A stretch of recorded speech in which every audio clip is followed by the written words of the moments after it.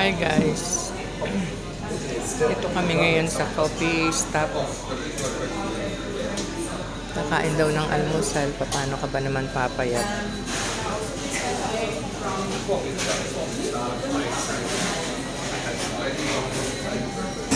Napakasasarap ng almusal. Chicken wrap, $12. Chorizo wrap, 13. Yan.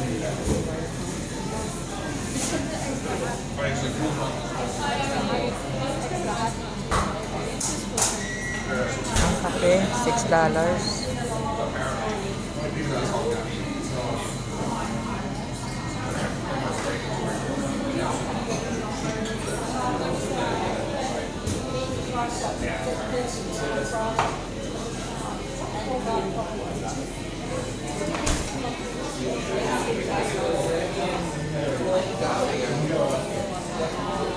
Pero ang in-order ko, lugaw.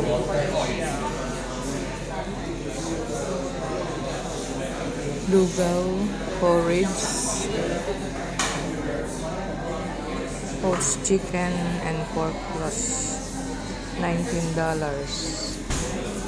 $19 plus $6 na kape, 25. Almusal.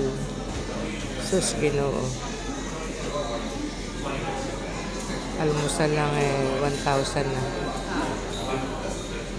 25.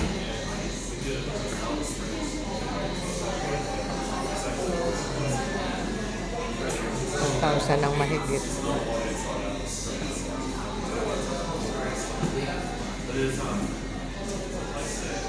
Si Mel ang in-order laksa. Masarap ang laksa dito, kaya lang $30. Ay, hindi pala. Magkano nga Mel ang laksa? Hindi ko pa lang. Pero doon sa binibilan nyo sa parap. Ano yun? $13. $13 pala ang ano. Laksa sa parap. Dito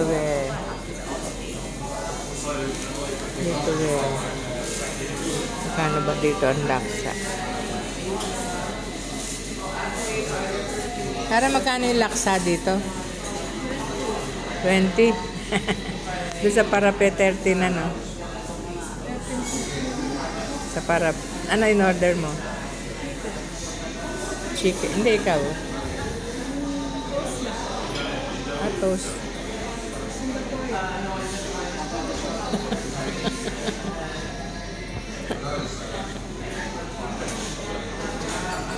Day off kasi ni Mel, nag-ayang mag-almusal. Ay, syempre. Kaya nga tayo mag-almusal eh. Ano ang tawag doon? Ay, wake up. Ano yun? Ano tawag doon? I wake up this, ano? May tawag doon eh.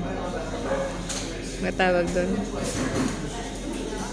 Ganito ako pagka bagong gising.